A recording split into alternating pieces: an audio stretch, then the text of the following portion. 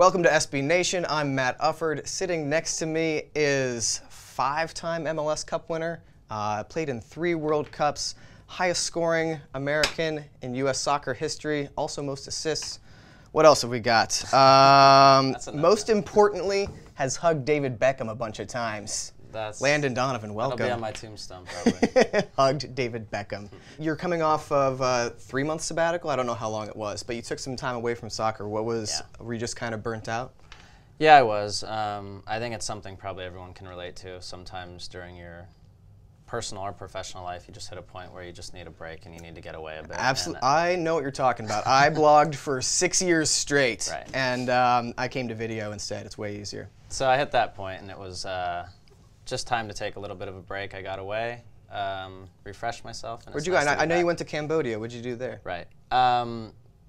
It wasn't by design, but someone sort of said maybe this is a place you might like, so I went by myself, just explored a little bit, had some time to think about life, my future, and came back ready to play. Nice. Did you were you completely away from soccer? Did you watch a little bit of the games? Did you play some pickup games with like barefoot children in the streets? Right. I didn't watch a lot. I tried to get away as much as possible, but the reason for leaving was I sort of wanted to have the enjoyment again. I sort of lost that enjoyment, and so having the time to get away allowed me also then to go just play some pickup games, go play like I was when I was a kid, and it sort of brought that joy back. What was your longest break from soccer over since you went pro, since you first started playing full time? Well, I think since 15, it was probably 5 or 6 weeks. So for the last 15 to 16 years, you had never had more than a month off, basically. Yeah, so it was, I think it was overdue for a little bit of a break, yeah.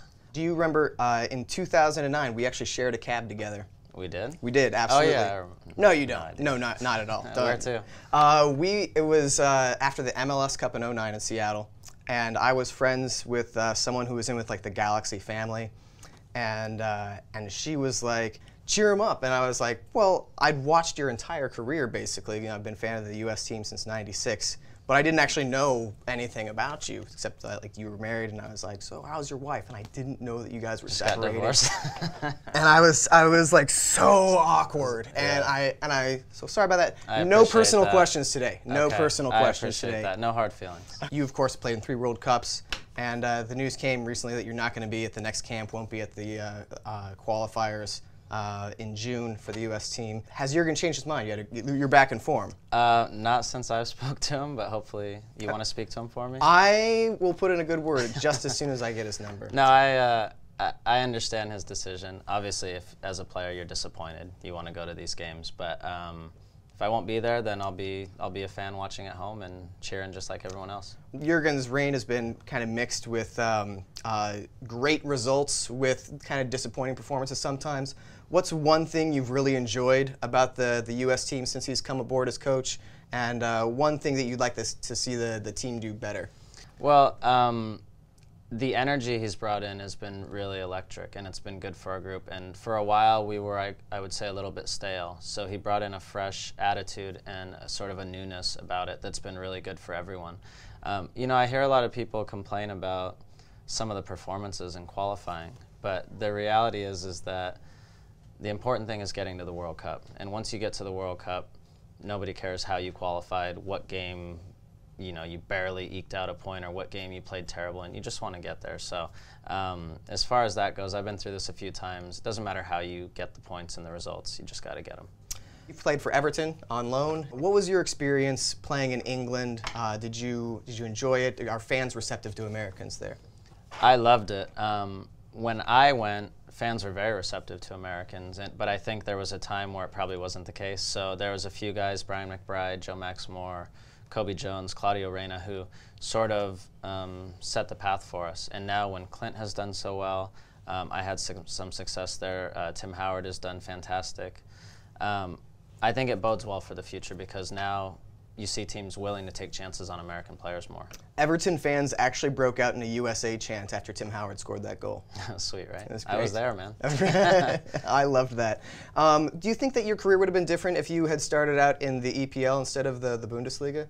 It's hard to know. I think it would have been different if I had had a different mindset going in. I think I was used to being the star on my high school team or club team, and I thought I would just go over there and be a star. And the reality is there was probably 50 or 100 kids just like me there who were all fighting for the same spots. So I didn't really understand that at the time, and I think if I had a different attitude, it probably would have been a little better. Now, you said that you used your sabbatical to think about the future. Now that you're back playing again, what's your ideal career? How much longer do you want to play? I know for sure I want to play for the next 7 months. At that point, my contract's up, and I will take some time at that point to sort of figure out what I want to do. I will only continue playing if I really want to and can still do it and feel that energy and that fire that I feel right now. If not, then I can figure out the rest at that point. Robbie Rogers has been in the news a lot, and he's expressed a desire to play with the Galaxy after training with the team. Yeah. Would you like to see him on board with you guys? Would love to see him on board. Aside from him just being a very good soccer player and being able to help our team, I think we all see the historical significance, the importance that it would have for not only our team and our sport, but all sports and all people really in life. And we want to be a part of that. We could live through something that's historical. That'd be great. I think so too.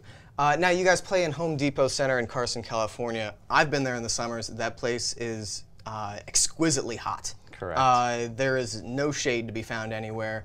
And even though it's like 5 miles from the coast, it is there's no breeze whatsoever. Right. How do you protect yourself from like the heat and sun there? Well, interestingly enough, growing up in Southern California, I was not informed about the harmfulness of the sun and didn't wear sunscreen most of my life. And at one point, when I was married before, my now ex-wife said, "You wear sunscreen every day, right? I just want to make sure." And I said, "No." And she said, "Well, you need to start." And so from that point on, I sort of got the awareness in my head and started wearing sunscreen every day. And it's a cause that's important to me because my father had skin cancer a few years ago. Fortunately, he's okay. Good. So I partnered with the Skin Cancer Foundation and Banana Boat and Hawaiian Tropic to start helping to educate people, but really men, because we kind of get this macho, we don't need sunscreen, and we don't really think about it. So it's important to me. I think it's an important cause, and to make it a little more fun, we set up a website, sunblenders.com, where people can go on and learn, but also an opportunity to win a 3-day trip to Florida, all expenses paid. So try to make it fun for people and help people learn, and I think if we can get at least one person to stop and think before they go for a walk or go to the beach or do something out in the sun, to stop and think, you know what, I'm going to put on sunscreen. It might save my life. Yeah, it's a preventable cause, and we should do what we can to prevent. All right. Final question. Would you rather play against Italy with Jorge Larionda refereeing or Mexico in Azteca and everyone's really well hydrated? That's a good question. I see what you're alluding to here. Probably Mexico. You can wash that off, but a bad result you can't really wash off. So. All right. Landon Donovan, hope to see you in the next World Cup. Sunblenders.com. Do check it out. Thank you for joining us at SB Nation. Appreciate it. Thank you.